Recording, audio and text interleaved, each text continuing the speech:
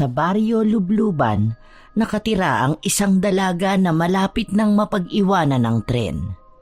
Si Rosella. Masayahin, mabait at matulungin. Hindi naman siya pangit. May kaya sa buhay, maganda ang trabaho at marami ang kanyang kaibigan. Ngunit ni isa ay wala man lang nanliligaw sa kanya. Kaya palagi na lamang siyang kinukutya at pinupuna ng katrabaho niyang atribida, si Angela. Abot langit ang galit nito sa kanya na hindi niya maintindihan. Sa isang kumpanya ng mga pagawaan ng mga pabango, nagtatrabaho si Rosella, na pagmamay-ari ng gwapo pero sobrang babaero niyang amo, si Marco. May lihim itong pagtingin kay Rosella, ngunit dahil takot itong mabasted, kaya sa iba na lang ito nanligaw. Ang kasosyo nito sa negosyo na siyang modelo na rin sa kanilang kumpanya, ang mga tipong lalaki ni Rosella. Si Lucas, na ubod ng yabang, ngunit hindi siya gusto nito. Meron na sanang nagkagusto sa kanya, walang iba kundi ang supladong kasosyo rin ito ng kanilang kumpanya. Ngunit takot ito kay Marco. Parang guguho na ang mundo ni Rosella sa kahahanap ng paraan kung paano siya magkakanobyo.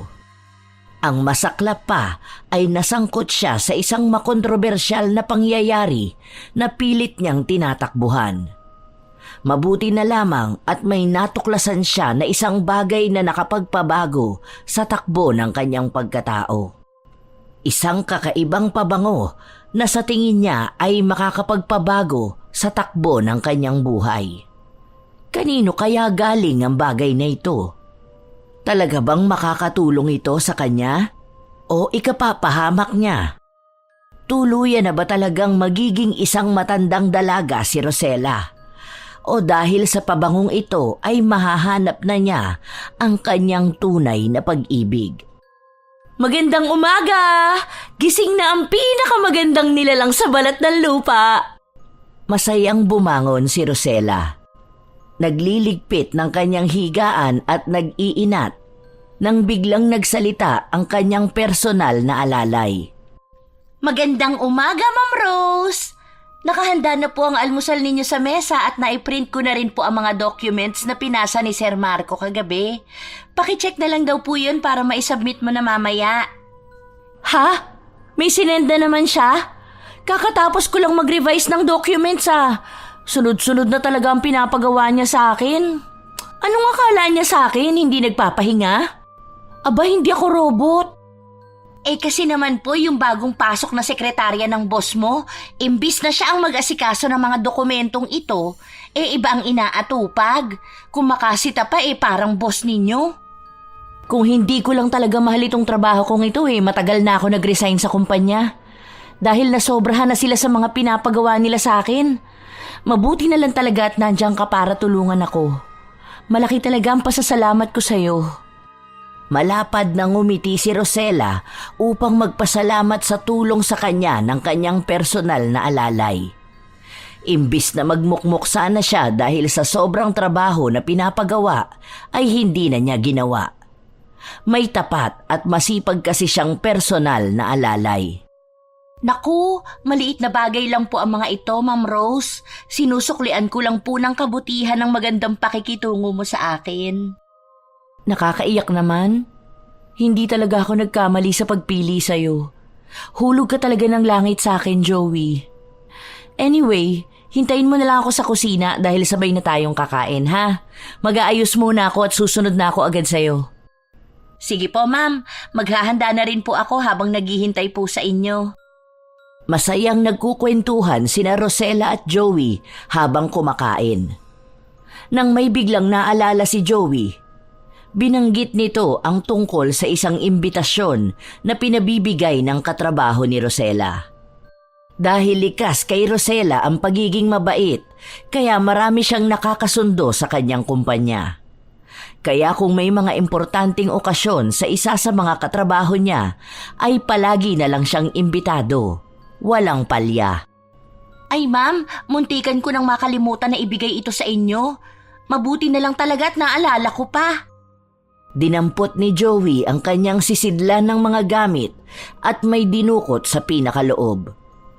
Inabot nito kay Rosella ang isang pulang sobre na naglalaman ng imbitasyon. Sa tingin mo ba, kailangan ko pang umattend dito, Joey? Ay opo ma'am, hindi ba nagsabi ka nung nakaraan na gusto mo nang magkajowa? Siguro ito na po yung isa sa mga pagkakataon na makakahanap ka na ng asukal de fafa mo. Paano pala kung wala pa ring mangyari? Nakagaya pa rin ng dati kulelat pa rin ako. Ewan ko ba? Ay, hindi ko kasi lubos na maintindihan kung bakit sa dinami-rami ng tao sa mundo, isa pa ako sa mga hindi ligawin. Ay naku ma'am, hanggat hindi ka pa lumalagpas ng kalendaryo, meron ka pa ring tsansa na magkajowa. Tiwala lang po ma'am. Sana nga magdilang anghel ka, Joey. Kasi naririndi na talaga ako sa mga pangungutya nila sa akin. At isa pa, gusto ko rin talaga ma-experience na magkaroon ng boyfriend. Ay, huwag niyo na lang po intindihin yung mga pangungutya nila sa'yo. Darating din po ang taong nakatadhana para sa'yo. Basta ang mahalaga malusog at humihinga ka pa po, Ma'am Rose. Natawa na lang si Rosella sa huling sinabi ng kanyang PA. Sa bagay ay may punto rin ito. Matapos mag-almusal ay sumakay na ang dalawa sa sasakyan upang tumungo na sa opisinang pinagtatrabahuhan ni Rosella. Malaki talaga ang pasasalamat ko na ikaw ang binigay na PA sa akin. Akalain mo yun, bihira na lang ngayon ang makahanap ng 5-in-1 na assistant. Ano po ang 5-in-1, Ma'am Rose? Ginawa niyo naman po akong kape. Ay, sobra pa pala sa kape. Yun bang combo package? Hindi lang kasi kita personal assistant, personal advisor at personal driver na rin. Akala ko naman po kung ano na. Sa katunayan po ma'am, nag-aral din po talaga akong magmaneho dahil isa po yun sa mga requirements sa amin ng agency. Ay talaga? Ang galing naman. Bilib na talaga ako sa'yo. Opo. Ay, nandito na po pala tayo ma'am. Huminto ang sinasakyan nilang dalawa sa isang matarik na gusali. Salamat sa paghahatid. Mamaya na lang ulit ha. Sige po ma'am, mag-iingat po kayo. Bumaba na ng kanyang sasakyan si Rosella. Magalang na binati siya ng gwardya na sinuklian din naman niya ng isang matamis na mga ngiti. Kagaya ng nakasanayan, ay nauna na naman si Rosella sa pagpasok sa trabaho. Matindi ang dedikasyon niya sa trabaho niya, kaya ayaw niyang nahuhuli siya. Katatapos palang maglinis ng tagalinis ng cubicle nila nang dumating siya. Biglang nalungkot ang masaya niyang pagmumuka nang makita ang nasa ibabaw ng kanyang mesa. Ang bait mo talaga sa akin, Sir Marco. Ay, ang aga pa pero parang pang isang buwan na tong ipinatong mo sa mesa ko. Ano ba naman to? Sinalubong siya ng katrabaho niyang si Cardo. Katulad ni Rosella ay maaga rin na pumapasok ito. Pinupunan nito kung bakit ang aga pa lang ay nakabusangot na naman siya. Nakikita mo ba tong nasa harapan ko? Ito lang naman ang dahilan kaya ako naiirita ngayon. Tinawanan lamang siya ng katrabaho niyang si Cardo. Sinabihan pa siya nito na bakit hindi siya mismong dumiretso sa pinakaamo nila para doon na magreklamo. Hindi pa nga tinatanong ni Sir kung okay lang ba sa akin. Basta na lamang ipinatong dito nang hindi nagsasabi. At saka palagi naman busy yun sa mga babaeng naglalabas-masok sa opisina natin. Nabanggit din ang katrabaho niyang si Cardo na baka ang bagong sekretarya ng amo nila ang may pakana ng paglalagay ng mga tambak na dokumento sa kanyang mesa. Hindi lang siya ang nakapansin na mukhang pinag-iinitan siya nito. Lahat, pati ng katrabaho nila, ang nakapansin na halatang may tinatagong inggit ang sekretarya ng amo nila kay Rosella. Ewan ko ba sa babaeng yun? Yun nga rin ang ipinagtataka ko eh. Wala naman ako nagawang kasalanan sa kanya sa pagkakatanda ko. Kaya wala rin akong ideya kung bakit sobrang init ng dugo nun sa akin. Mamaya kapag nandito na si Sir, sasabihin ko agad ang reklamo ko. Ay, sige na, aayusin ko muna tong nasa ibabaw ng table ko. I-check ko na rin kung ano bang problema ng mga to. Para naman may idea ako kung bakit palaging nandito to sa mesa ko. Inayos na lamang muna ni Rosella ang mga nakatambak na dokumento sa ibabaw ng kanyang mesa. Binasa na rin niya isa-isa ang mga ito para masiguro kung parte pa rin ba ng kanyang trabaho ang mga nakalagay. Habang abala si Rosella sa pagsusuri sa mga tambak na dokumento, nilapitan siya ng kanyang mga katrabaho na sina Jen at Ash na nagsipagdatingan na. Gusto pa nga ng kanyang kaibigang si Jen na batiin siya ng magandang umaga, ngunit napansin nito na wala siya sa mood. Maganda pa rin naman ang umaga ko, puwera lang sa mga dokumentong to. Tinulungan siya ng mga ito na suriin isa-isa ang mga dokumentong nakapatong sa kanyang mesa dahil nagbabaka sakali rin ang mga ito na baka may nahalo ring dokumento na para sa kanila. Sure, malayo pa naman ang oras at kung hindi ko naman kayo naaabala malaking tulong talaga sa akin yung inaalok nyo at hindi ko yan aayawan. Dahil kung ako lang mag-isa ang gagawa nito, baka overtime na ang kalabasan ko. Nagsisimula ng maghalongkat ang kanyang mga katrabaho nang may mabasa ang isa sa mga ito.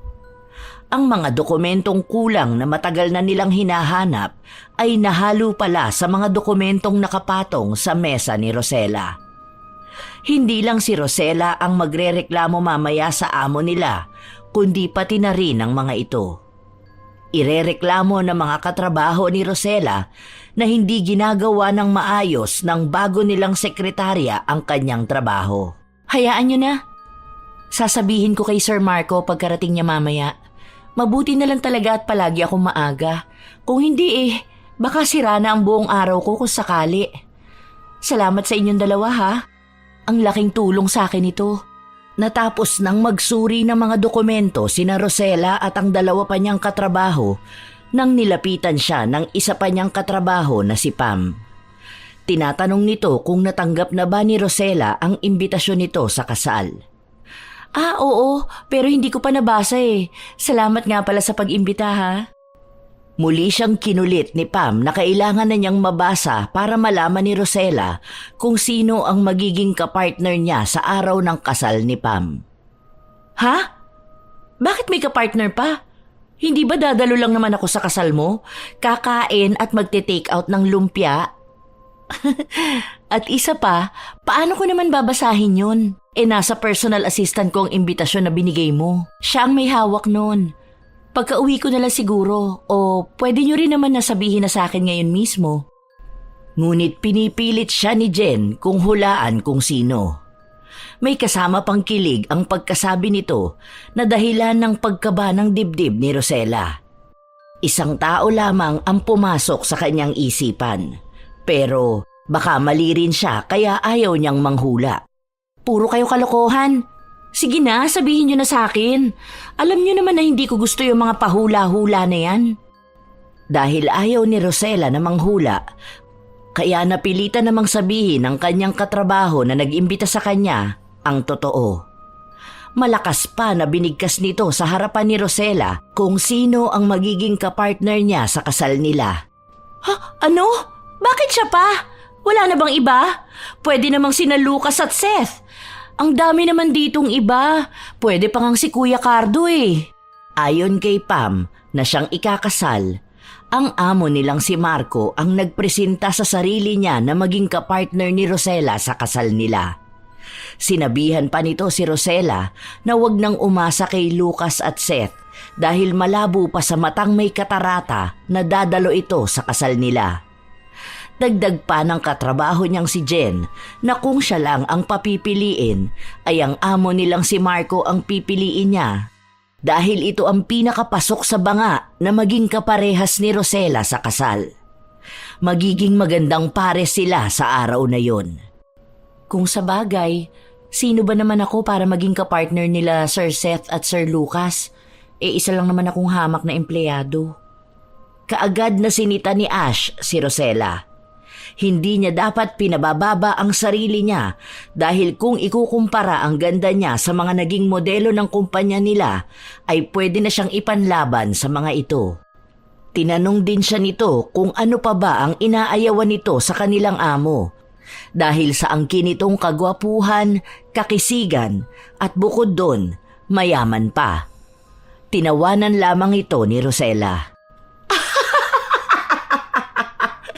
Nako, may isa pang kulang. Faithfulness. Nakakalimutan niyo ba na isa siyang certified babaero? Inirapan si Rosella ng mga katrabaho niyang sina Jen at Ash. Dahil bihira lang nagagawin ng kanilang amo na magpresenta na siya ang maging kapareha ng isa sa mga empleyado nila. Isang araw lang naman yun at dapat na dumalo talaga siya. At para hindi siya maburyong ay kailangang isama niya ang kanyang personal na alalay na si Joey. Biniro pa siya ng mga ito na huwag masyadong mapili at baka hindi na siya magkanobyo pa. Tiyak na matutuwa si Joey kapag isinama ko siya doon. Oo na, sasama naman talaga ako. Iisipin ko na lang na ibang tao si Sir Marco. Muli siyang kinulit ni Pam na dumalo dahil ang magiging abay ng kasal nila ay ang mga wala pang asawa na tropa ng asawa ni Pam. Tiyak na babaha ng mga lalaking gwapo sa kasal nila. Isang malutong at gigil na tawanan ng magkakaibigan ang pumapaibabaw sa boses ng kanilang mga katrabaho. Kung sinabi mo ba naman kaagad sa akin na ganyan syempre pupunta talaga ako. Baka isa na sa kanila ang magiging forever ko. Masayang nakikipagkwentuhan si Rosella sa mga katrabaho nang biglang sumulpot sa kanilang harapan ang atribida at inggiterang sekretarya ng kanilang kumpanya. Aba, napakagaling nyo naman. Ang mga marites. Magsipagtrabaho nga kayo, hindi yung puro daldalan lang ang inaatupag nyo dito. Ang OA mo, Day. Magsuot ka nga ng relo para alam mo naman kung anong oras pa lang. Napatingin si Angela sa kanyang palapulsuhan. Wala nga talaga siyang suot na relo. Para hindi mapahiya ay nangatwiran pa ulit ito. Hindi ko lang naisuot ang relo ko ngayon pero tansyado ko na ang oras, no? Ano pang tinutunganga nyo riyan? Pagkatapos sitahin ng sekretarya nilang inggitera sina Pam, Ash, Jen at Rosella, kaagad na nagkanya-kanyang paalam na ang mga ito kay Rosella upang bumalik sa kani-kanilang mga mesa. Ngunit ayaw magpaawat ni Rosella. Sa pagkakataong ito, ikaw nga na late ng isang oras, sinisita ka ba namin? Lagot ka talaga kay Sir Marco pagdating nun, isusumbong ka namin. At hindi ba, 7:00 ng umaga ang pasok mo? Nangangatwiran ka pa? Tingnan mo nga yan table mo, Rosella. Imbis na atupagin mo yung mga nakatambak na dokumento, inuuna mo pang makipagdaldalan. May pruweba ka ba na hindi ko inayos to? At teka nga lang, hindi ba dapat ako ang nagre-reklamo sa'yo dahil hindi mo ginagawa ng maayos ang trabaho mo? Nagdadahilan ka pa? Kitang-kita naman ang pruweba. Malamang nasasagot talaga ako kasi nakikita mo ba yung mga bitbit ng mga kausap ko rito kanina? Ano nga akala mo sa akin, bulag? Hindi ka nga bulag pero tamad ka naman magtrabaho. Yung mga dokumentong hawak nila, dapat sa table mo nakalagay. Anong ginagawa ng mga yun sa table ko? Mapanukat na tiningnan ni Rosella si Angela. Napatda naman si Angela. Matagal itong hindi nakasagot. Hindi ba dapat kanina ka pa naririto? Hindi ka lang 1 oras na late kundi mahigit 2 oras na. Tapos ang lakas pa ng loob mong sitahin kami. Ikaw nga tong pasaway rito. Ngayong araw lang naman ako nahuli. Hindi nyo pa rin maitatanggi na bulakbol kayong magtrabaho. Isusumbong ko talaga kayo kay Sir para mapatalsik na kayo rito. Nakabusangot na ang itsura ni Angela. Inaalaska na rin kasi siya ng mga katrabaho ni Rosella. Kahit sa ang anggulo kasi tingnan, ay mali pa rin siya. Sekretarya siya ng amo nila Rosella, pero heto siya ngayon, nakikipag-away sa mga empleyado. Di magsumbong ka. Marami-rami na rin ako naipon dito na maaaring magpatalsik sa'yo. At hindi lang ako ang magrereklamo tungkol sa'yo. Pati rin sila. Tinuro ni Rosella ang mga kasamahan niya. Sinang-ayuna naman siya ng mga ito. Kaya gigil na gigil si Angela sa sinabi ni Rosella. Nagpapadyak pa ito dahil hindi nito matanggap ang kanyang pagkatalo. May araw ka talaga sa akin, Rosella. Kaya ka tumatandang dalaga Ha? Hala? Anong connect? Siguro kaya mo ko palagi pinagdidiskitahan kasi idol mo ko, no? Aminin mo na kasi. Tayong dalawa lang naman ang makakarinig. Naiinggit ka ba sa akin? Ako? Naiinggit sa'yo?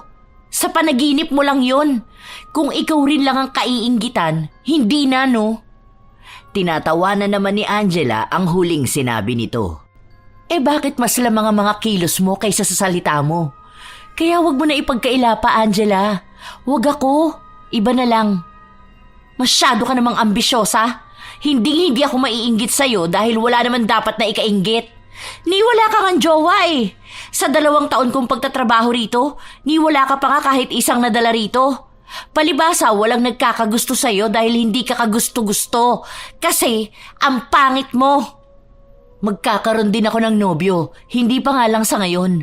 Gusto ko lang linawin sa'yo na hindi naman basehan ng panlabas na anyo ng isang tao dahil nasa panloob na anyo ang batayan ng tunay na kagandahan. At saka, bago mo ko laitin, manalamin ka muna, pwede? Hindi ko na kailangang manalamin pa kasi alam ko naman sa sarili ko kung gaano ako kaganda. Gusto ko ring ipaalam sa'yo na nililigawan ako ni Sir Marco. See? Pati boss natin nahuhumaling sa akin. Ikaw? Meron ba? Kahit nga itong si Cardo hindi ka papatusin. Mabilis na nag-react si Cardo dahil nadawit ang pangalan niya sa mga ito. Prinangka nito si Angela na mas kaibig-ibig pa si Rosella kaysa sa kanya. Naiinis namang sinagot ito ni Angela. Malamang, sa mga pangit na katulad mo lang nababagay itong si Rosella. Biglang napatayo nang wala sa oras si Cardo dahil sa sinabi ni Angela. Kaagad naman siyang pinigilan ng mga katrabaho na nasa tabi lamang nila. Kung ako sa'yo, mabuti pa bumalik ka na rin sa opisina ni Sir. Kasi kapag hindi nakapagtimpi sa'yo ang mga kasama ko rito, ako na mismo kakaladkad sa'yo palabas ng building na to. As if kaya mo. Isa ka lang namang hamak na empleyado rito. Baka nga ako pa ang kumaladkad sa'yo Kaya makinig kayo sa akin. Kapag sinagot ko na si Sir Marco, dapat magpakabait na kayo sa akin. Dahil isang maling salita nyo lang, tatanggalin ko kayo agad sa kumpanyang ito. Tinawanan lamang si Angela na ikinainis nito. Kung sino-sino pa ang hinahamon nito. Muntik nang magkagulo dahil sa sinabi ni Angela sa mga empleyado ng kumpanyang Secret Fragrance nang dumating ang amo nilang si Marco at ang doktor na kasosyo rin ng kanilang kumpanya na si Seth. Ano na naman kaguluhan nangyayari rito? Palagi nyo na lang pinapasakit ang ulo ko. Napatigil ang lahat nang magsalita mismo sa kanilang harapan ang may-ari ng kumpanya. Nagmamadali namang tumayo si Angela upang magtago sa likuran ng may-ari. Nilingon ni Marco ang nagpapaawang pagmumuka ng kanyang sekretarya. Anong ako? Sinabi ko lang naman kay Rosella na ayusin niya ang kanyang trabaho. Nakisawsaw pa sila. Rosella de Malanta at Angela Macasero. Dumiretso ka agad kayo sa opisina ko ngayon din. At kayo mga nandito, magtrabaho na ulit kayo. Kalmadong wika ng may-ari ng kumpanya kay Angela at Rosella. Gigil na tiningnan ni Rosella ang nakangising sekretarya. Nasabihan pa sila ni Seth na mga isip bata. Ako na naman, bakit ba palaging ako nakikita mo? Hindi ba ikaw ang biglang sumugod dito kanina at kung ano-ano pa ang mga pinagsasabi? Totoo ba yon, Angela?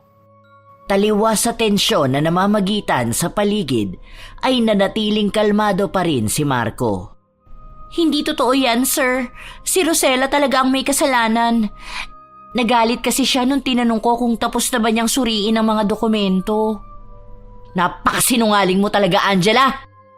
Tama na nga yan. Hindi nyo ba ako naririnig? Pumunta na kayo ngayon din mismo sa opisina ko. Kaagad na tumalima ang atribidang sekretarya na si Angela. Samantalang napilitan namang sumunod sa mga ito si Rosella. Pagkapasok nila sa loob ay muling tinanong ni Marco ang totoong dahilan. Nagkukwentuhan kaming 4 doon nang bigla siyang sumulpot at pinagsisita kami. Mag-aalas 9 na rin naman Imbis na maghanda na sila para sa trabaho, puro daldala ng inaatupag nila. Wala pa ngang alas 9 at isa pa, Pinagbukod ko na ang mga tambak na dokumento bago ka pa dumating. Kahit na, ang dami mong nakatambak na mga dokumento sa mesa mo. Imbis na yun muna ang asikasuhin mo nakuha mo pang makipagdaldalan. Nanatili pa ring tahimik ang may-ari ng kumpanyang pinagtatrabahuhan nila habang pinapakinggan ang bangayan ni na Rosella at Angela. Mabuti at binuksan mo ang tungkol dyan. Gusto ko rin talaga kayong makausap, sir. Mabibilang sa daliri ang mga araw na hindi napupuno ng mga dokumento ang aking mesa. At ang masaklap pa ron, kahit hindi naman kasama sa trabaho ko doon nilalagay ng magaling mong sekretarya. Sinuri ko ng maigi yun bago ko nilapag sa mesa mo. Huwag kang gumawa ng kwento. Talaga ba? Anong tawag mo sa mga dokumentong ito? Inilapag ni Rosella ang mga sinasabi nito na dokumento na hindi nasakop ng trabaho niya. Tahimik pa rin si Marco at isa-isa itong binuklat. Naku sir, hindi ako ang naglagay niyan sa mesa niya. Naabutan ko na hawak na yan ang mga kadaldalan niya kanina. Ano, nagkusang maglakad ang mga dokumentong yan sa mesa ko? Kakaiba naman talaga.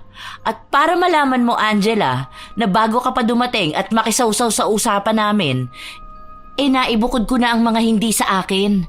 Kaya nga naabutan mo kami ron kasi naghahanap sila ng mga files na hindi mo nilagay sa mga mesa nila.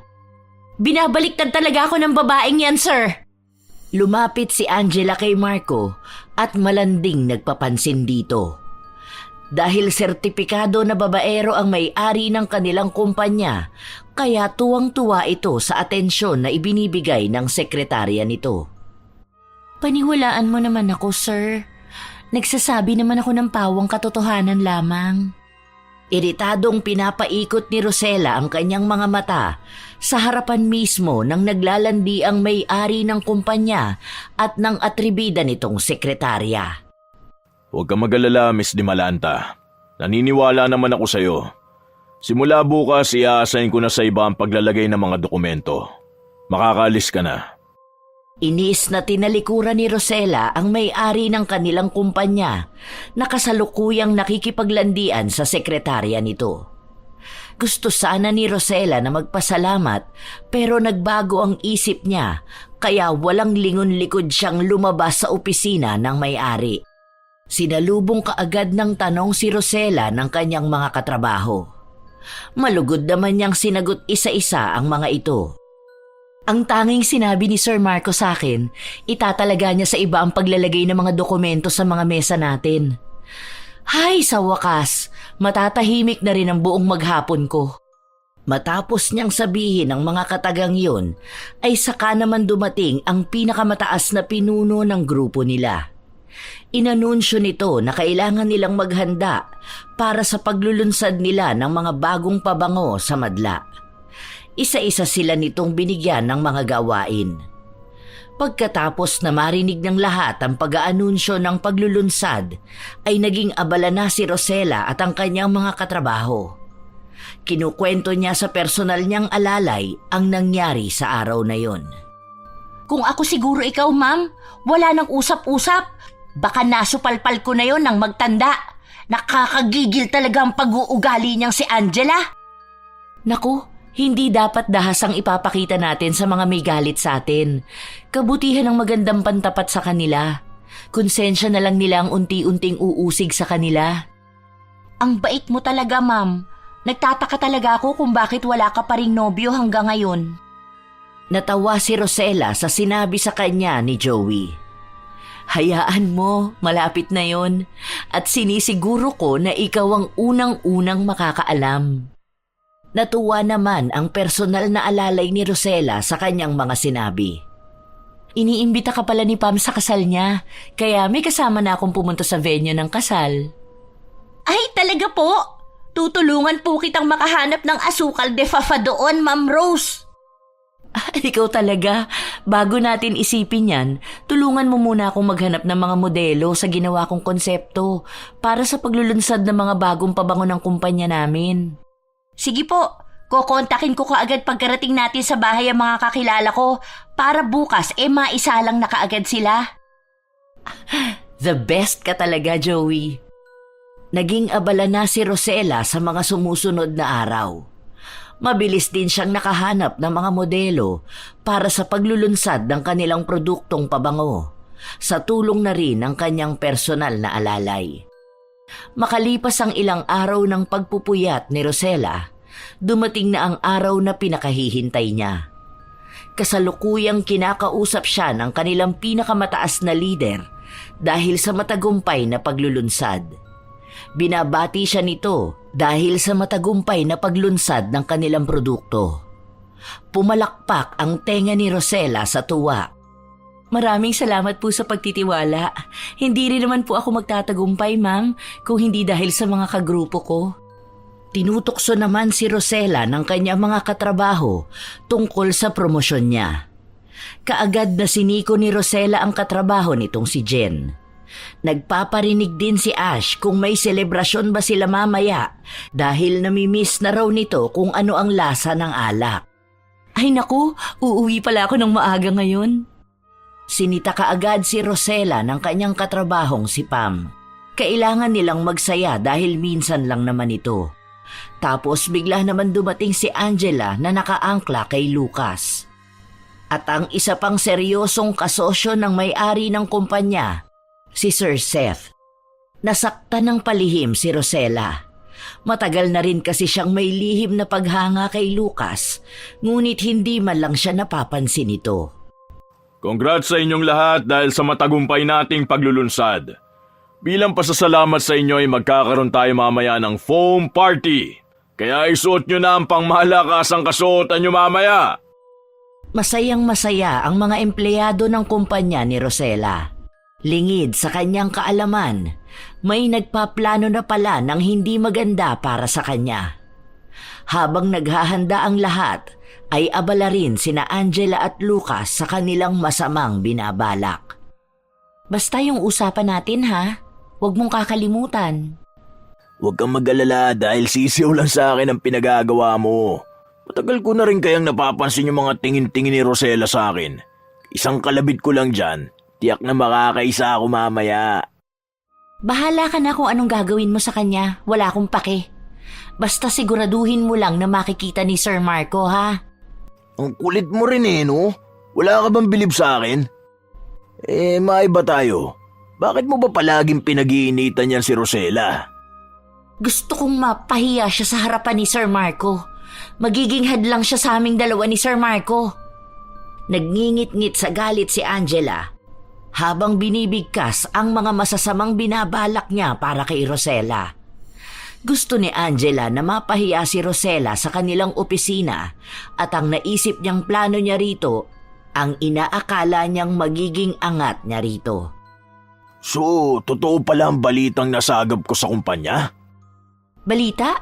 Na ano? Na may gusto si Sir Marco kay Rosella? Nalukot lalo ang pagmumuka ni Angela dahil sa narinig. Hindi niya matanggap na ang kinaiinisan niyang si Rosella ang magugustuhan ng may-ari ng kanilang kumpanya. Ako lang ang dapat na magustuhan ni Marco. Kung ako ikaw, gagawin ko ng mabuti ang trabahong pinapagawa ko sa'yo. Ibigay mo na sa akin ang kalahating bayad para namang ganado akong gawin ang pinagagawa mo sa akin. Dinukot ni Angela ang laman ng kanyang bag at inabot ang isang kayumangging sobre kay Lucas. Kumpleto na ba to? Walang labis, walang kulang? Bilangin mo kaya. Dalian mo dahil may gagawin pa ako. Binilang nga ni Lucas ang laman ng kayumangging sobre na ibinigay ni Angela sa kanya. Napangisi si Lucas matapos bilangin ang laman nito at sinaluduhan si Angela. Pairap namang tumalikod si Angela kay Lucas. Napailing naman na binulsa ni Lucas ang perang natanggap at naghanda na para sa party mamaya. Ay, ang dali lang talaga kumita ng pera. Hindi napansin ni Lucas ang paglapit ni Seth sa kanya. Nagulat pa siya nang bigla na lang itong magsalita. Tinatanong nito kung nakita ba niya si Marco. Nandun po sa opisina niya, kasama sa loob yung sekretarya niya. Malinaw ang pandinig ni Lucas sa sinabi ni Seth. Kung kailan daw ba magtitino si Marco. Napailing na lamang si Lucas sa sinabi nito. Nagpalinga-linga si Lucas at may nakita siyang bakanteng upuan sa bandang unahan. Maganda ang pwesto na kanyang napuntahan. Nakikita kasi ni Lucas ang kaganapan sa kanyang harapan. Nananatili lamang na nakatayo si Seth sa pwestong pinag-iwanan niya rito nang palapit ang grupo ni Rosella. Alam ni Lucas na matagal nang may gusto si Seth kay Rosella. Matagal na itong nagbabalak na pumorma rito. Ngunit dahil mahigpit na pinagbabawalan nito ni Marco, ay walang nangahas na manligaw kay Rosella. Sa pinagsamahan nilang tatlo ni Marco, kaya hindi na nito pinursigi pa ang dalaga. Saksi rin siya sa pagpapapansin ng kaibigan ni Rosella rito na si Jen. Nagsasayang ka lang ng itsura, babae. Dahil nauhumaling yung sisat sa kaibigan mo. Tanging pagtango lamang ang itinugon ni Seth nang binati ito ng kanyang mga empleyado. Kilala ni Lucas si Seth. Gusto lang nitong magpa-impress sa harap ni Rosella kaya niya ginawa yun. Dahil maliban sa pagiging seryoso nito, ay napakaarte pa nito sa babae. Napaismid na lang si Lucas nang kinilig si Jen sa ginawa ni Seth dito. Nagtilian pa ang ibang kaibigan ni Rosella. Gwapong-gwapo na kayo riyan. Wala nga sa kalingkingan ng kagwapuan ko yung sisit eh. Napagpasyahan ni Lucas na agahan na niya ang gagawing masama para kay Rosella upang madagdagan na ni Angela ang bayad sa kanya. Paubos na kasi ang pantustos niya sa ipinagbabawal na gamot. Kaya tumayo na si Lucas upang lapitan ang grupo ni Rosella. Natahimik pa ang mga ito nang lumapit sa kanila si Lucas. Hi girls! Pwede ba akong makijoin sa grupo nyo ngayong gabi? Nakangangang natulala si Rosella habang nakatitig sa nagsasalitang si Lucas. Kung di lang siya kinalabit ni Pam ay baka malunok na niya si Lucas nang wala sa oras. Hi Rose! Pwede ba kita makapartner sa sayo mamaya? Ha? Ano kasi? Napakamot ng ulo si Rosella. Hindi kasi niya alam kung saan niya kakapain ang tamang isasagot sa tanong ni Lucas sa kanya. Tinukso naman si Rosella ni na Pam, Ash at Jen. Nahihiyang sinisita naman niya ang mga ito. Ang malala ay iniwanan pa siya ng kanyang mga kasama. Hoy! Huwag niyo akong iwanan dito! Wala nang nagawa si Rosella dahil mabilis pa sa kidlat na naglayasan ng tatlo niyang kaibigan. Pumailalim naman sa paligid ang tugtugan. Pwede na ba kitang maisayaw? May choice ba ako? Wala! Tara na! Wala nang nagawa si Rosella nang hilahin siya ni Lucas na sumayaw sa gitna. Kagaya ng sinabi sa kanya ng kanyang mga kaibigan. Sunggaban ang pagkakataon habang umaayon sa kanya ang panahon. Buong magdamag nakasama ni Rosella si Lucas. Ito rin ang nakaalalay sa kanya nang malasing siya. Pagkatapos ng gabing yun ay wala na siyang maalala. Nagising na lamang si Rosella na hubot-hubad sa loob ng isang motel. Wala nang Lucas sa kanyang tabi. Walang hiyang lalaki yun. Hindi ko alam na ganun pala kabastos yun. Humanda ka sa akin pagpasok ko sa opisina.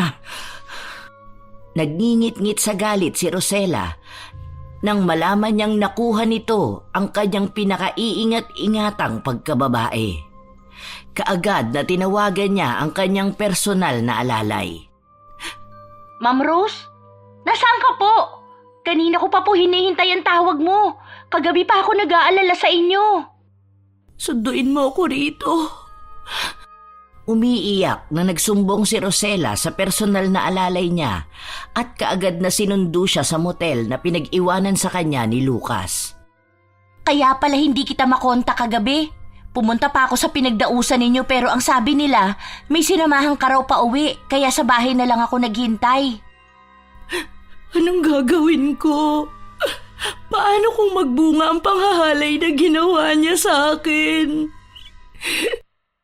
Magsampa ka po ng kaso, pero magtanong-tanong muna po tayo sa mas nakakaalam. Hindi pumasok ng araw na yon si Rosella. Masyado niyang dinamdam ang nangyayari sa buhay niya. Hirap na nga akong magkaroon ng nobyo. Tapos ang inakala ko pa na happy ending, siyang dahilan pa para masira ang buhay ko. Tahan na po. Makakahanap din tayo ng paraan kung paano natin malulutasan yung problemang kinakaharap mo ngayon. Magiging matandang dalaga na siguro ako nito. Hindi naman po siguro, ma'am. May 3 taon pa naman po kayong natitira bago kayo lumampas sa kalendaryo. Hindi alam ni Rosella kung matatawa ba siya sa sinabi ni Joey. Pero hindi na ako birhen.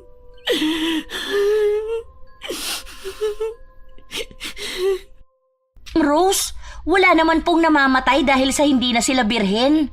Ang ate ko nga nag-asawa pero hindi naman ang asawa niya ang nakauna sa kanya. Pero mahal na mahal po siya ng bayaw ko. Sana nga ganyan ang mahanap kong lalaki. Paano pala kung hindi? Wala naman pong may gusto na mangyari po sa inyo yan. Tiwala lang po. Kahit anong pampalubag loob ang sabihin ni Joey kay Rosella, ay hindi pa rin siya mapalagay. Mas lalong gumuho ang mundo niya nang tinawagan siya ni Ash. Nag-aalalang ibinalita nito na kalat sa opisina nila ang ginawa ni Lucas kagabi. Pinagmamayabang pa nito na ito ang nakauna kay Rosella. Ha? Anong kinalat? Nagkwento siya? Kinukwento rin ito na nakapag-video pa ito sa pagniniig nila kagabi at napanood ng lahat yun. Hayop na Lucas yan! Hinalay niya ako kagabi. Nilagyan niya ng pampatulog ang iniinom ko. Ipinaliwanag ni Ash sa kanya na hindi siya tulog sa video. Hinaluan ni Lucas ng droga ang inumin ni Rosella kagabi. Nanlumo si Rosella dahil sa narinig. Wala na siyang mukhang maihaharap pa sa mga ito kinabukasan. Nasira na ang kanyang iniingat-ingatang puri at dangal sa lalaking matagal na niyang hinahangaan. Bakit ganito ang nangyari sa akin? Natigil sa pag-iyak si Rosella nang makatanggap siya ng tawag mula sa kaibigan niyang si Pam. Kinansila na nito ang pagkuha sa kanya bilang abay sa kasal dahil ayaw ng mapapangasawa nito na mapahiya sa mga katrabaho. Ayos lang. Expected ko naman na gagawin mo yan. Kaagad na dinipensahan ni Pam ang kanyang sarili. Ang asawa raw niya ang nagdesisyon. At tinakot pa si Pam ng mapapangasawa niya na hindi na itutuloy ang kasal kung makikipagmatigasan siya rito. Huwag kang mag-alala, hindi rin naman ako pupunta. Sa tingin mo ba may mukha pa akong maihaharap kung pupunta ako dun? Ayokong sirain ang importanteng araw ng buhay mo. Dahil sa samot-saring emosyon na nararamdaman ni Rosella, ay pinatayan niya ng tawag ang kausap. Nakahilata siya sa kanyang higaan. Matagal siyang nakatingin sa kisame. Wala naman sigurong masama kung maniniwala ako. Tutal, hindi na ako dapat mangamba pa kung may mawala pa ulit sa akin. Basta sinubukan ko. Bago siya bumangon at maligo, napagdesisyonan niyang lumabas ng bahay. Pupunta siya ngayon sa isang bukal ng tubig na pwedeng magpatupad ng mga kahilingan. Nabasa niya ito sa isang magazine na pinambalot sa bagong florera na nabili niya. Mabuti na lang at hindi ganon kahirap matunton ang naturang lugar. Bahala na talaga. Wala na akong ibang paraan. Desperadang matunton ni Rosella ang nasabing lugar. Nagbabaka sakali siya na sa pamamagitan ng paghiling niya roon ay mabago pa ang problema na kinakaharap niya ngayon. Sa wakas, natuntun din kita. Nagmamadaling bumaba si Rosella sa kanyang sasakyan. Tumambad sa paningin niya ang isang kinalawang na bakal na tarangkahan. Natuklap na rin ang kulay puti nitong pintura. Mahahalata talaga na nilipasan na ito ng panahon. May mga baging na nga na nakapalibot dito. Pansin din niya na walang kahit isang tao ang naririto. Ano ba yan? Bakit nakasara? Paano ako makakapasok dito?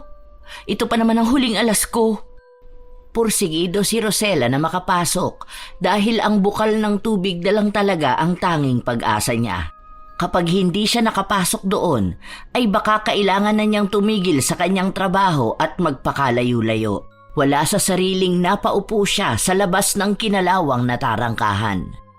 Desperadang napayuko na lamang siya sa kawalan. Siguro kalahating oras na ang nakalipas na ganon ang posisyon niya nang may marinig siyang mga yabag na papalapit sa kanya. Kaagad na nag-angat ng mukha si Rosella. Isang may edad na babae ang dumating. Tinatanong siya nito kung ano ang ginagawa niya sa labas. Ale, mabuti at dumating ka. Pwede mo ba akong papasukin dyan sa loob? Gusto ko talagang humiling sa bukal ng tubig. Nagsusumamong wika ni Rosella sa may edad na babaeng dumating. Sa hinuha niya, nasa 50 mahigit na ang edad nito. Hindi naman ito mukhang pulubi, ngunit parang may kakaiba sa mga ikinikilos nito. Yun ang napapansin ni Rosella. Nagpakilala ito sa kanya bilang si Madam Fe, na kaya siya palaging pumupunta sa naturang lugar dahil doon mismo nawala ang kanyang anak. Nagbabaka sakali ito na babalikan siya ng kanyang anak na higit 24 na taon nang nawawala. Mukhang natuwa pa nga ito nang malaman nitong gusto ni Rosella na humiling. Masaklap kasi ang pinagdaanan ko, Ale. Wala sa sariling na kwento ni Rosella sa estrangherang babae ang kanyang kinakaharap na problema. Nagbabaka sakali na lamang si Rosella na sa pamamagitan ng bukal na tubig ay matupad ang kanyang kahilingan para maiwasan niya ang masamang bangungot na nangyari sa kanyang buhay. Sinabihan siya nito na hindi siya pwedeng pumasok dahil nilagyan ng kuryente ang buong bakod. Nalungkot si Rosella dahil mukhang hindi na siya mabibigyan pa ng pag-asa. Ito na lang po talaga ang tanging pag-asa ko. Ay, sana man lang. May inabot si Madam Fe sa kanya na isang puting bote. Sinabi nito na isa itong pabango at ang tubig na ginamit sa pabangong ito ay galing pa sa tubig ng bukal. Talaga ho? Masasagot ba nito ang aking mga kahilingan? Nakangiting tumango kay Rosella ang bago niyang kakilala. Nagkwento ito na dating may-ari ang namayapa nitong asawa ng isang kumpanya ng pabango at ito ang tagagawa. Pero simula nang mawala ang anak nito ay unti-unti ring naglaho sa mga ito ang lahat ng pinaghirapan nilang mabuo. Pasensya na po kayo. Naungkat ko pa po ang nakaraan ninyo. Tumingin si Rosella kay Madam Fe. Parang may nais siyang iparating sa bagong kakilala. Mabuti na lamang at mabilis nitong nakuha ang gustong sabihin ni Rosella sa kanya. Binigyan siya nito ng mga tagubilin. Kailangang ipahid ni Rosella ang pabango sa likod ng tenga nito kung may napupusuan itong lalaki. Kapag naamoy ang huwad na halimuyak ng pabango nito, ay tiyak na mapapaibig ni Rosella ang lalaking gusto niya. Hala, parang gayuma po. Dahan-dahang tumango ang bagong kakilala ni Rosella. Magkano po ba ito? Malugod siyang sinagot nito na libre lamang ang pabangong ibinigay dahil karapat-dapat daw si Rosella na mabigyan nun. Ha? Talaga po? Naku, marami pong salamat. Hulog po kayo sa akin ng langit. Tuwang-tuwa si Rosella. Nakalimutan na nga niyang itanong dito kung ano ang magiging kapalit. Malaki ang pasasalamat ni Rosella sa bagong kakilala. Nagpaalam na siyang umalis, pero hindi pa nga siya tuluyang nakakaalis. Muli siyang lumingon upang itanong sana kung ano ang tunay na pangalan ng anak nito o ano ang itsura. Ngunit paglingon niya ay wala na roon ang babaeng nakilala. Nagtataka man ay sumakay na si Rosella sa kanyang sasakyan. Nagmamadaling pinaandar ito at dumiretso kaagad sa bahay niya. Mababalik ko na rin sa dati ang nasira kong dangal. Babangon ako. Bago umuwi ay nakipagkita muna si Rosella kay Lucas. Mabilis naman niya itong napapayag. Idinahilan niyang gusto niya ulit makasama ang lalaki sa motel. Humanda ka sa akin, Lucas. Kailangan mong maibangon ang nasira kong dangal. Nakatanggap si Rosella ng tawag mula kay Lucas na maghihintay ito sa silong kung saan nakaparke ang mga sasakyan. Bago lumabas sa kanyang sasakyan si Rosella, ay nagpahid siya ng kaunting pabango sa likod ng kanyang tenga. Huwag mo sana akong bibiguin, Madam Fe. Malaki ang tiwala ko sa inyo. Taimtim na dasal ni Rosella. Kabado siya habang papalapit sa kinaroroonan ni Lucas. Sa likod ng pagiging matikas nito ay nagtatago ang isang demonyong hayok sa laman. Nagngingit-ngit ang kalooban ni Rosella. Hindi siya makakapayag na hindi makapaghiganti rito. Abala si Lucas sa hawak nitong telepono nang mag-angat ito ng ulo. Parang tumigil ang pag-ikot ng orasan base sa makikitang reaksyon ng pagmumuka ni Lucas. Paganda kaya ata ng paganda sa paningin ko, Rosella. Para kang Diyosa na bumaba sa langit. Huwag na tayong magbulahan pa. Hindi ba katawan ko lang naman ang habol mo, kaya ka pumayag na makipagkita sa akin ngayon? Di, ang totoo. Talagang gusto kitang makita uli. Para alukin ka na maging girlfriend ko. Tutunganin na natin para matigil na ang kumakalat na chismis. Di na kasi ako pinapatahimik ng konsensya ko eh. Gabi-gabi ka ring laman ng panaginip ko. Nabigla si Rosella sa sinabi ni Lucas sa kanya. Mukhang nagsasabi ng katotohanan si Madam Fe. Nilapitan siya ni Lucas at hinawakan sa kamay at hinagka nito. Ayusin ko ang problema na kinakaharap natin ngayon. Pagtulungan natin na mabalik sa dati ang lahat. Papapatawad mo pa ba ako, aking Rosella? Namilog ang mga mata ni Rosella sa sobrang kagalakan. Nasasabik na siyang pumasok bukas. Kaya sinulit ni Rosella ang pagkakataon na nasa ilalim ng kontrol niya ang puso ni Lucas. Tuwang-tuwa si Rosella sa atensyon na ibinibigay ni Lucas sa kanya. Matagal na niyang pinangarap ang ganito. Matagal na niyang gustong maramdaman na may nagmamahal sa kanya. Ang saya ko, Lucas. Sobrang saya. Walang mapagsidlan ng kasiyahang nararamdaman ko ngayon. Salamat. Parang ayoko na matapos ang gabing ito. Nararapat lang na mahalin ka at alagaan, Rosella ko. Gusto kong magkaroon tayo ng masayang pagsasama. Gumawa pa tayo ng masayang alaala, ha? Huwag ka mag-alala, dahil walang pwedeng makapaghiwalay sa ating dalawa. Hindi nagpahatid si Rosella kay Joey dahil sinundo siya mismo ni Lucas sa bahay nila. Nalukot ang pagmumuka ng kanyang personal na alalay sa nasaksihan. Ma'am, akala ko ba galit ka sa kanya? Bakit magkasama kayo ngayon? Pero hindi na ipinaliwanag ni Rosella sa kanyang personal na alalay dahil nagmamadali na itong sumakay sa sasakyan ni Lucas. Nang nasa tapat na ng building ng kanilang kumpanya ang sasakyan ni Lucas, ay matinding kaba ang nararamdaman niya. Naunang lumabas si Lucas ng sasakyan upang pagbuksan siya. Pero bago lumabas si Rosella, ay nagpahid muna siya ng pabango sa kanyang pulso. Huminga siya ng malalim nang magkatagpo ang mata nila ng gwardya ng kanilang kumpanya. Bumati ito sa kanya at pinuri siya. Maraming salamat po. Parang nabunutan ng tinik sa puso si Rosella sa naging reaksyon ng gwardya sa kanya. Halos lahat ng kakilala niya na makakasalubong nilang dalawa ni Lucas ay binabati sila at tinutukso. Lalo na nang pumasok silang magkahawak ang kamay papunta sa opisina kung saan naroroon ang departamento ni Rosella. Gusto ko lang masiguro na safe kang makarating dito. Kaya hayaan mo na akong ihatid ka mismo sa mesa mo. Pumalakpak ang tenga ni Rosella sa mga papuring natanggap mula sa kanyang mga kaibigan, lalo na ang sinabi mismo ni Lucas sa kanya.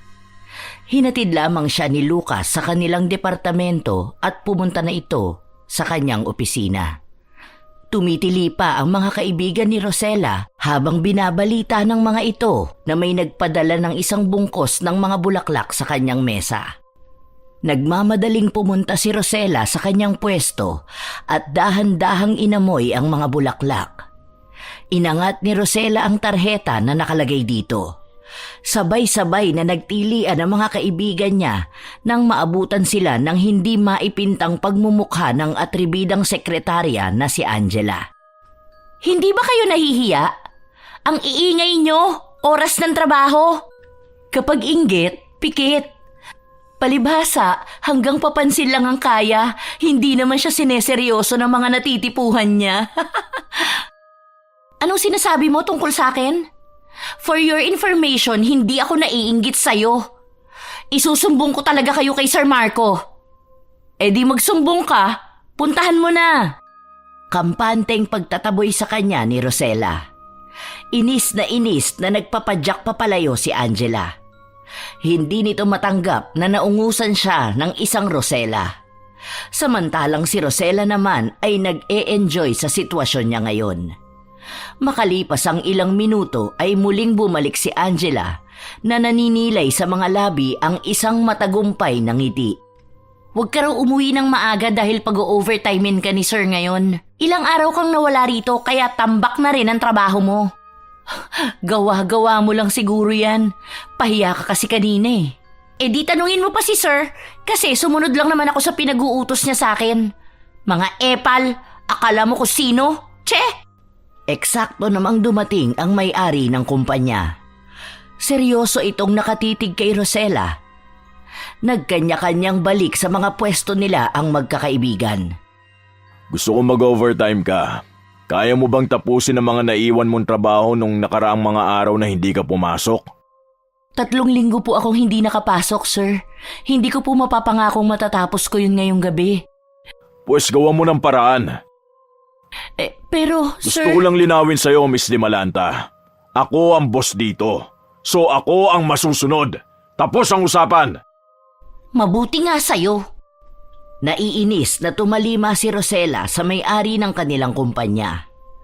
Naisipan ni Rosella na gamitan din ng gayuma ang kanilang may-ari upang wala na siyang magiging problema sa kasalukuyan. Ginigigil kasi siya nito. Mapapaamo rin kita, Marco. Makikita mo. Nagsipagbalikan na ang mga katrabaho ni Rosella sa kani-kanilang departamento. Papunta na si Rosella sa opisina ni Marco. Pero bago siya pumasok ay nagpahid muna siya ng pabango sa likod ng kanyang mga tenga upang makaganti sa ginawang pamamahiya ni Marco sa kanya. Kampanteng kumatok si Rosella sa opisina ni Marco. Hindi na niya hinintay na magbukas ito. Diretso siyang pumasok. Nasasabik din siya sa susunod na mangyayari. Nakita niya si Marco na nakaupo patalikod sa kanyang upuan. Ngunit laking gulat niya nang lumingon sa kanya ang lalaking nakaupo sa upuan ni Marco. Sir Seth, bakit ikaw ang nandito? Nasa si Sir Marco? Kinabahan si Rosella dahil imbes na si Marco ang kanyang pinuntirya ay ang kasosyo nitong si Seth pa ang nakaamoy sa gayuma na inihanda niya. Ako ba ang hinahanap mo? Ito na ang naiwan mong trabaho. Tapusin mo yan ngayong gabi. Inabot ni Marco sa kanya ang isang karton na puro dokumento ang laman. At walang pakialam na tinalikuran siya nito. Nagulat pa siya nang makitang nakasunod si Seth sa kanya. Kabado na siya sa mga sumusunod na mangyayari pero pilit na pinapakalma ni Rosella ang kanyang sarili. Nag-alok si Seth kay Rosella na siya na ang maghahatid sa dalaga.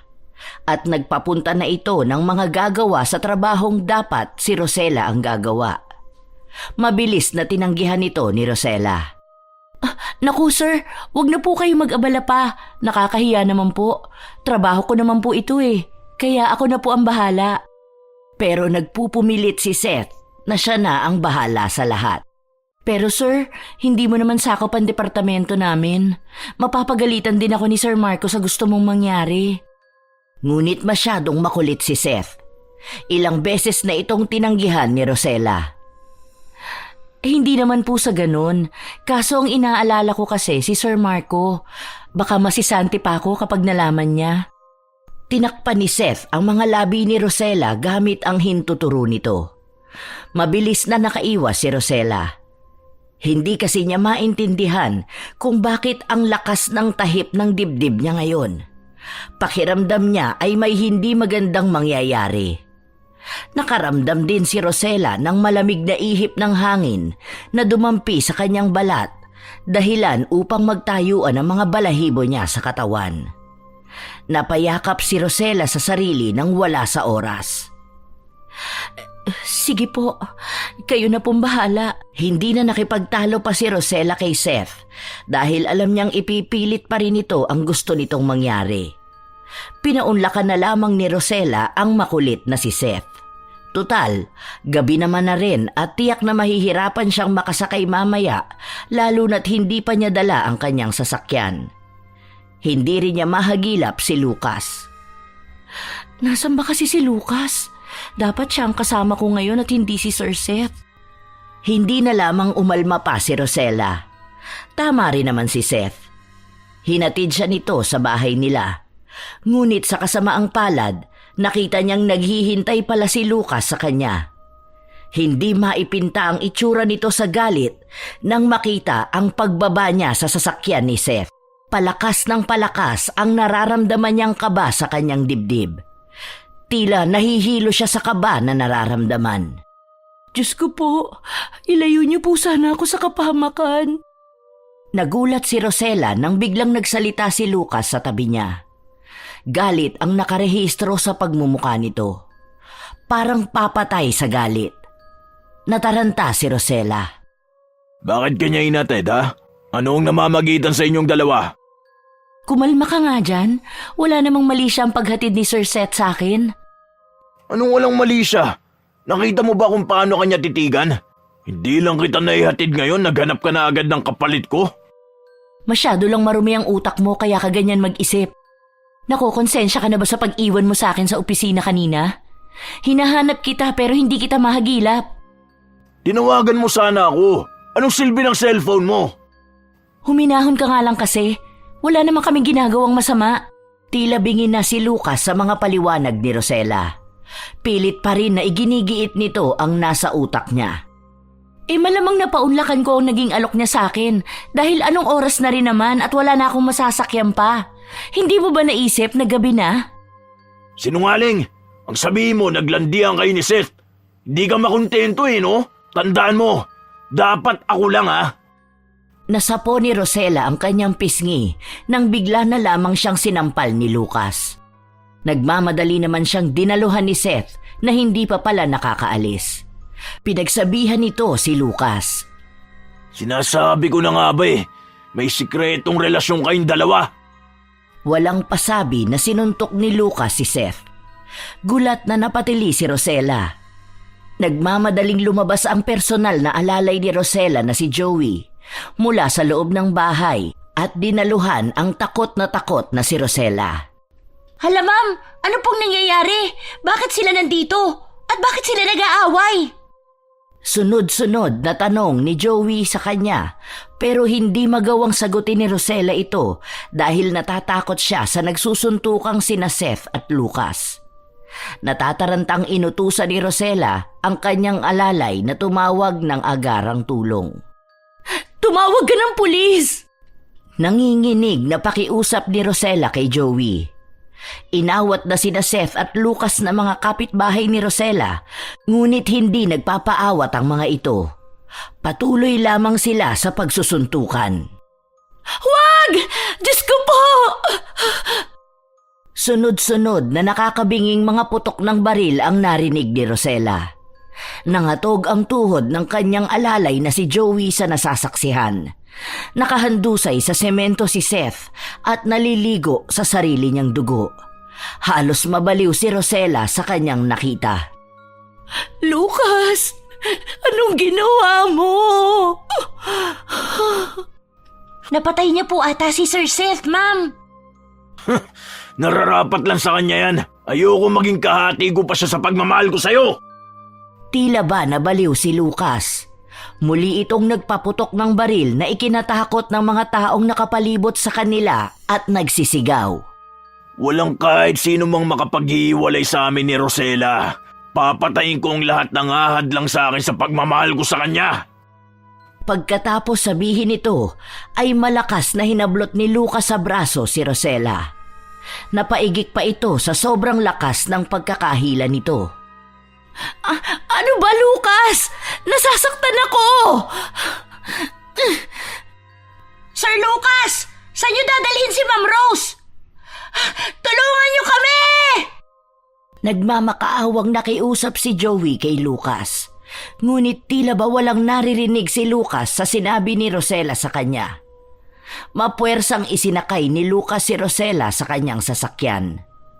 Naghisterika lang dalaga at nanlaban, pero masyadong malakas ang pagkakahawak ni Lucas sa kanya. Aray ko! Lucas, bitawan mo nga ako! Saan mo ba ako dadalhin? Nasasaktan ako! Aray! Doon sa lugar na tayong dalawa lang ang magkakasama. Walang makakaagaw sa akin. Nababaliw ka na, Lucas! Hindi ito ang gusto kong mangyari sa ating dalawa, pero bakit nagkakaganito ka? Ano bang nangyayari sa'yo? Sobrang mahal lang talaga kita, Rosella. Hindi ko makakaya kapag naagaw ka na iba sa akin. Dahil aking ka lang, Rosella. Aking ka lang. Tandaan mo yan! Parang nawala sa sariling katinoan si Lucas. Panay lingon din ito kay Rosella habang nagmamaneho. Lucas! Mababangga! Biglang napapreno si Lucas sa minamanehong sasakyan. Sa sobrang lakas ng pagpreno nito, kaya nawala ng kontrol si Lucas. Nagpaikot-ikot ito at bumangga sa isang patay na puno sa daan. Sa lakas ng pagkabangga nila ay nawala ng malay si Lucas. Maswerte na lang talaga na mabilis na nagkamalay si Rosella. Kailangang makatakas ako kay Lucas. Kailangan kong mahanap si Madam Fe. Bakit ganito ang epekto ng binigay niyang pabango? Ayoko ng ganito. Hindi naman ito ang gusto kong mangyari. Dahan-dahang gumapang si Rosella palabas ng sasakyan. Ramdam ni Rosella ang kirot ng kanyang sugat sa noo at binti. Ngunit hindi ito naging hadlang upang makatakas sa baliw na si Lucas. Nang biglang mabangga si Rosella sa isang pares ng duguan na paa. Biglang tumahip ng malakas ang dibdib ni Rosella. Nadagdagan ng takot na nararamdaman niya. Nang pag-angat niya ng mukha ay tumambad sa kanyang harapan ang nakangising si Seth. Nababalot ang damit nito sa natutuyong dugo. Ang boses nito ay parang galing na sa hukay. Nag-alok ito ng tulong kay Rosella at nangako ito na ilalayo siya sa baliw na si Lucas. Huwag na huwag kang lalapit! Nagpatuloy si Seth sa paglapit kay Rosella. Nangangakong aalagaan siya nito na hindi kayang gawin ni Lucas sa kanya. Hindi kaagad nakasagot si Rosella dahil sa biglaang pagsabog ng sasakyan na sinasakyan niya kanina. Naisip niya si Lucas. Kasamang sumabog si Lucas sa sasakyan. Dahan-dahang bumangon si Rosella papalayo kay Seth. Layuan mo ko! Patay ka na! Binaril ka ni Lucas kanina! Pinapaliwanag ni Seth sa kanya na hindi namamatay ang pagmamahal kahit ilagay na siya sa ilalim ng lupa. Habang buhay, namamahalin siya nito. Nagimbal si Rosella sa sinabi ng patay na katawan ni Seth sa kanya. Kahit paikaik ang naglalakad si Rosella, ay pinipilit nitong makalayo kay Seth. Nahintakutan pa siya lalo nang may makita siyang isang tao na papalapit sa kanyang kinaroroonan. Tulungan mo ko! Parang awa mo na! Ngunit labis ang naramdaman niyang takot nang mapagsino ang taong papalapit sa kanya. Walang iba kundi si Lucas. Sunog ang buong mukha nito at ang ibang parte ng katawan. Sa hinuha ni Rosella, katulad din ni Seth ay nalagutan na rin ito ng hininga. Andiyan na ako, Rosella. Wala nang makapag-iwalay pa sa ating dalawa. Isasama kita sa hukay. Takot na takot si Rosella sa kanyang nasaksihan. Hindi niya lubos na akalain na ang pabangong ibinigay sa kanya ay may pangit na kapalit. Isang masamang bangungot ang nangyari sa kanya ngayon. Humiling si Rosella na sana'y may dumating na tulong. Panginoon, nakikiusap po ako sa inyo. Bahala na tumandang dalaga po ako. Basta iligtas niyo lamang po ako sa 2 patay na lalaking naghahabol sa akin ngayon. Ma'am Rose! Dito banda! Narinig ni Rosella ang pagtawag sa kanya ng personal niyang alalay. Isang rumaragasang sasakyan ang nakita niyang papalapit papunta sa kanya. Kumakaway pa habang lulan si Joey ng sasakyan. Walang takot na binangga nito ang 2 patay na lalaki na humahabol kay Rosella. Salamat naman at dumating ka. Hindi ko na alam ang gagawin ko. Hindi po kita pwedeng pabayaan na lang. Nang makita kitang kinaladkad ni Sir Lucas, saka naman dumating ang mga pulis. Nakita ko rin na bumangon ng patay na katawan ni Sir Seth, kaya tinawagan ko na ang albularyo na kapitbahay namin. Alam kong mas makakatulong siya sa kinakaharap mong sitwasyon ngayon. Paano mo nalaman? Hindi ko naman natatandaan na nabanggit ko sa'yo ito, ha? Nagduda po kasi ako nang makita ko si Sir Lucas na hinatid ka sa bahay. Kaya nagtanong ako sa mga kaibigan mo kung anong nangyayari. Nagtataka rin sila, pero dahil mahal ka nila at gusto ka nilang sumaya, kaya sinuportahan ka nila. Kaya mas lumakas ang kutob na nararamdaman ko nang malaman ko na naging kayo na. Saktong nakita ko ang lumang magazine sa mga gamit mo. At tama po ako ng hinala. Nagpunta ka sa bukal ng tubig, sa sinumpang lugar. Sinumpang lugar? Paano ko maaalis sa akin ang sumpang ito? Para kay Rosella, isang sumpa ang nangyari sa kanya. Isinumpa siya ng tadhana. Kung hinarap niya ang problema niya noon at hindi naghanap ng ibang solusyon, ay hindi mangyayari sa kanya ang lahat ng ito. Labis ang nararamdamang pagsisisi ni Rosella. Matagal nang ipinasara ang bukal na tubig dahil marami ang kababalagang nangyayari sa mga humihiling doon. Saan mo ba nakuha ang magazine na binasa mo? Maaari ko rin bang malaman kung anong bagay na ginamit mo sa panggagayuma? Pinambalot ito sa florerang nabili ko sa palengke. Nakasanayan ko na po kasi nabasahin ang mga nakabalot na dyaryo o magazine sa mga gamit na nabibili ko at isang pabango ang ginamit ko. Paano niyo po pala nalaman na ginayuma ko sila? Base sa kinalabasan ng mga lalaking yun ay gayuma ang paraan na ginamit mo.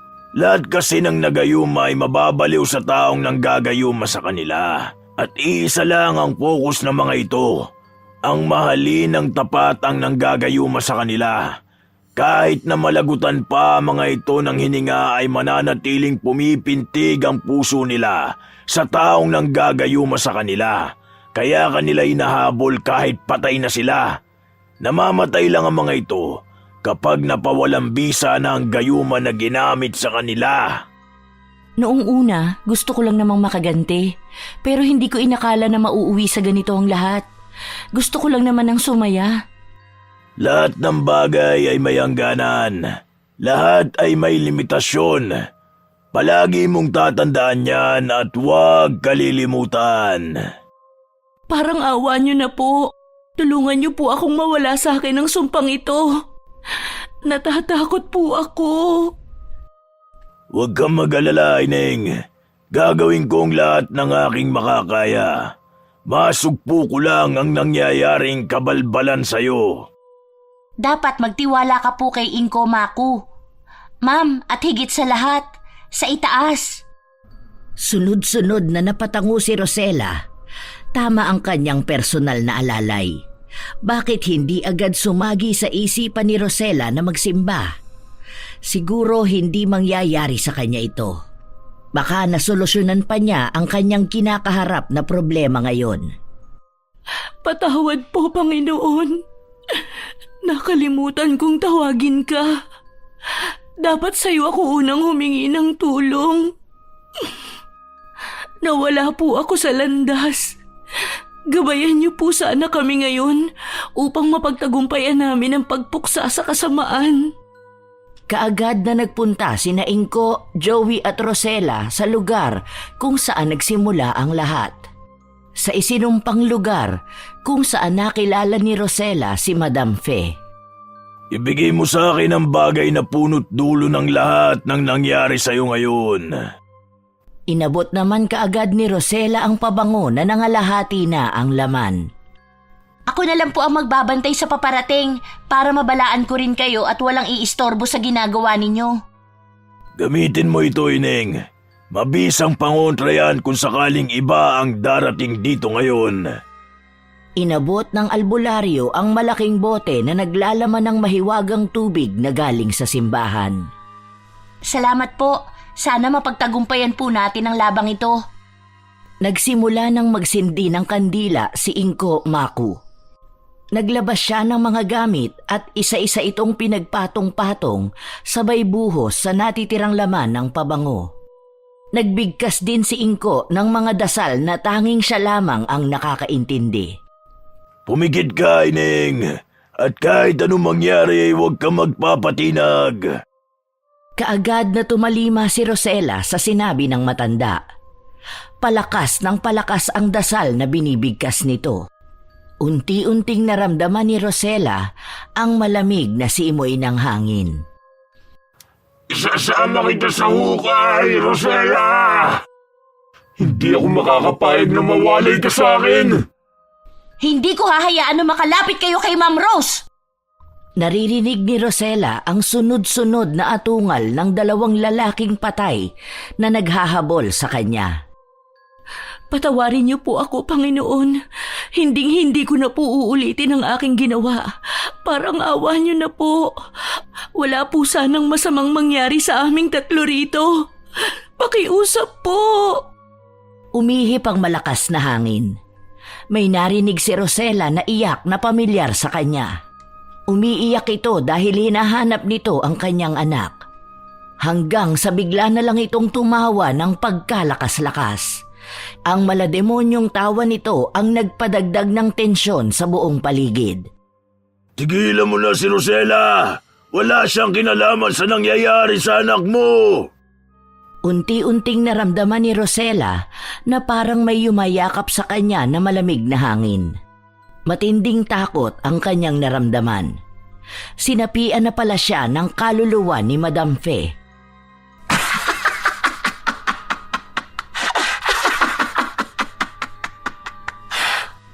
Hinangad ng hangal na babaeng to na makapaghiganti.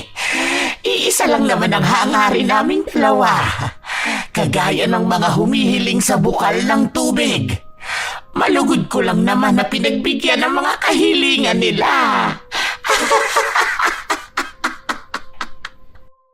Matagal nang natagpuan ang nawawala mong anak. Bakit hindi ka pa rin matahimik?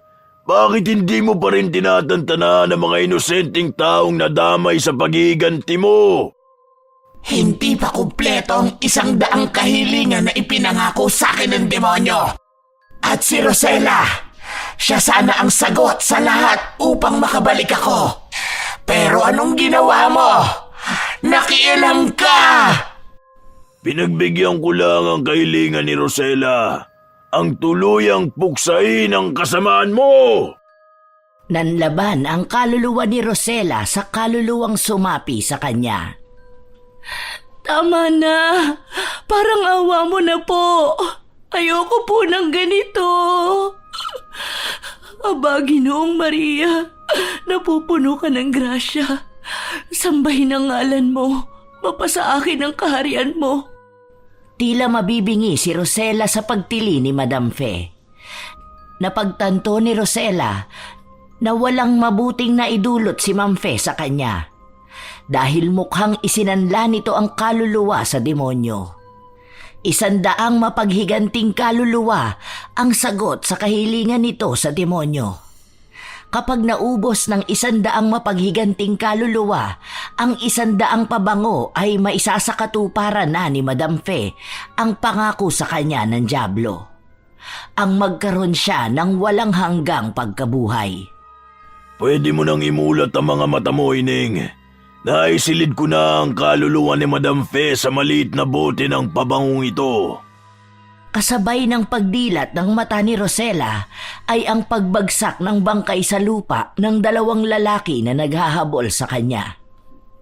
Joey, nagtagumpay tayo! Oo, Ma'am Rose! Kaagad na nagyakapan sina Rosella at Joey. Malaki ang pasasalamat nila kay Inko Maku sa pagpuksa ng kasamaan. Salamat sa Diyos. May awa talaga ang Diyos dahil hindi niya talaga tayo pinabayaan. Hindi ka nagkakamali dyan, Ma'am Rose. Tuluyan ng pinasara ang sinumpang lugar at pinagbabawalan ng lahat na wag nang magpupunta rito. Natuklasan ni Rosella na magkamag-anak pala si Sir Seth at Madam Fe sa mismong libingan ni Seth. Nabigyan ng maayos na libingan sina Seth at Lucas. Nalaman din ni Rosella kung sino ang nasa likod ng pagpapakalat ng sexual na video nila ni Lucas. Binayaran din nito si Lucas upang gawin ang kahalayang yun. Sir Marco, parang awa niyo na po. Tulungan niyo po ako. Ayoko pong makulong. Kailangan mong panagutan sa batas ang ginawa mong kasalanan at hindi ka dapat sa akin humingi ng kapatawaran. Napatigil si Angela na tumingin kay Rosella. Malalim itong nagpakawala ng buntong hininga. Patawarin mo ko. Nagawa ko lang naman yun dahil sa labis na pagmamahal ko kay Marco.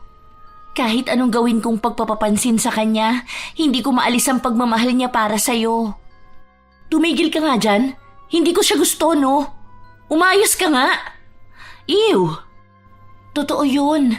Matagal ka ng mahal ni Sir Marco. Saksi ako sa pagmamahal niya sa'yo. Yung si Sir Seth, mahal ka rin noon pero binalaan silang lahat ni Sir Marco na patatalsikin sa trabaho kapag may nanligaw sa'yo. Kung mahal pala niya ako, bakit hindi niya ako niligawan? Naduwag kasi ako. Natatakot ako na kapag nagpahayag ako ng pagmamahal ko sa iyo, ay basta di mo lang ako. Hindi ko kaya ang ganun kaya hanggang tanaw na lamang ako sa iyo. Dumating na ang mga pulis na magdadala kay Angela sa presinto. Rosella, pakiusap naman oh. Huwag mo akong hayaang makulong. Hindi ko na uulitin.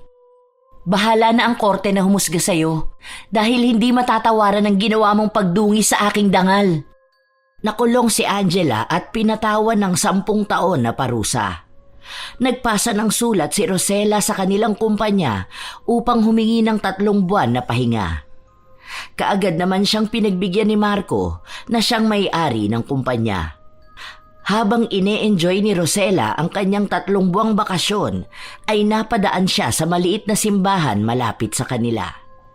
Hindi na siya nagdalawang isip na pumasok. Lord, kung sino na lang po ang ibibigay niyo sa akin, tatanggapin ko po ng buong puso. Kahit na lumagpas pa po ako sa kalendaryo, hindi na po ako magrereklamo. Huli na po talaga. Bigyan niyo po ako ng senyales na siya na po ang lalaking para sa akin. Taimtim na dasal ni Rosella nang mapagawi siya sa simbahan na malapit sa bahay nila. Simula kasi nang mangyari sa kanya ang masamang bangungot na yon, ay hindi na siya nakalimot na magdasal. Ipinapasa Diyos na lang niya ang lahat ng unos na dumating sa kanyang buhay. Pagkatapos niyang magdasal ay balak niyang gumala sila ni Joey. Pero papalabas na siya ng simbahan nang makasalubong niya ang nakangiting si Marco. Pauwi ka na ba, Rosella? Ihahatid na kita. Anong ginagawa mo rito?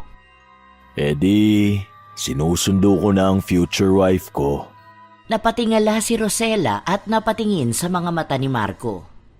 Doon niya napagtanto na si Marco talaga ang nakalaan para sa kanya.